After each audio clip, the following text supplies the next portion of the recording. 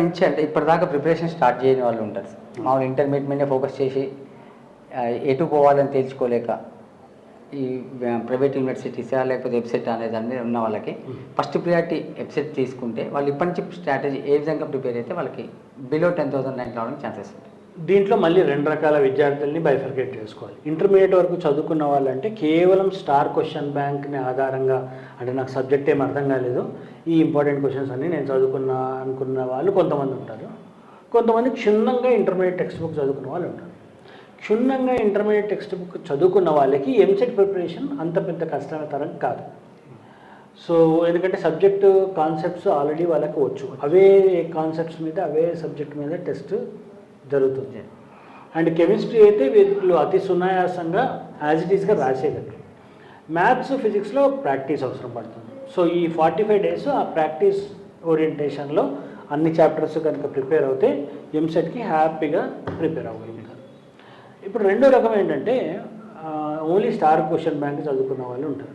వాళ్ళకి ఎంసెట్ చాలా కష్టం.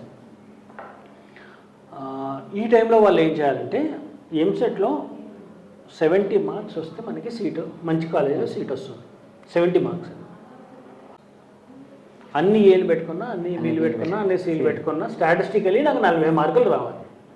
సో అదనంగా వీళ్ళకు 30-40 మార్కులకు ప్రిపేర్ అవుతే సరిపోతుంది. అంటే 30-40 మార్కులు అంటే దాదాపుగా ఒక 20 చాప్టర్లు, 20-25 చాప్టర్లు, 3 సబ్జెక్టులు కలిపి 20-25 చాప్టర్లు ప్రిపేర్ అవుతే సరిపోతుంది.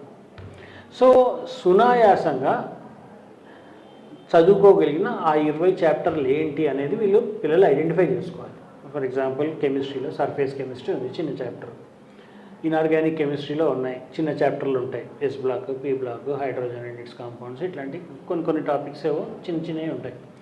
ఆ చిన్న టాపిక్స్ ఏరుకొని వాటిల్లో క్వశ్చన్స్ కనుక వీళ్ళు సాధించినట్టయితే ఆ చాప్టర్ తరోగా, ఎందుకంటే ఎంసెట్లో ఏ కార్నర్ నుండన్నా మనకి క్వశ్చన్స్ అడుగుతారు.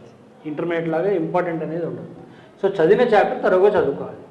సో అట్లా వీళ్ళు కొన్ని ఒక 20-25 చాప్టర్లు 3 సబ్జెక్టులు కలిపి ఏరుకొని వాటిని తరోగా ప్రిపేర్ అవుతాయి ఈ 40-45 డేస్.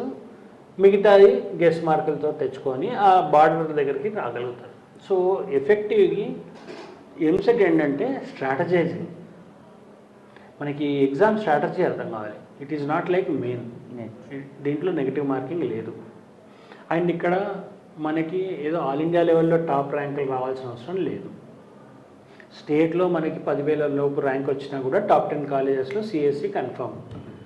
సో ఈ టాప్ 10,000లో రావాలి అని అంటే ఒక 70 మార్కులు సరిపోతాయి అవుట్ ఆఫ్ 160. కనుక we're not even asking for 50%. 25% guess work తోటే వస్తున్నాయి. So 30% of the syllabus perfect చేసుకున్నా కూడా మనకి ఖచ్చితంగా ర్యాంక్ వస్తుంది. సో ఇక్కడ మనం స్ట్రాటజీ అనేది చాలా చాలా క్రూషియల్ అయిపోతుంది. ఆ స్ట్రాటజీకి ప్రిపేర్ అయిన వాళ్ళకి 40-45 డేస్ సరిపోతుంది.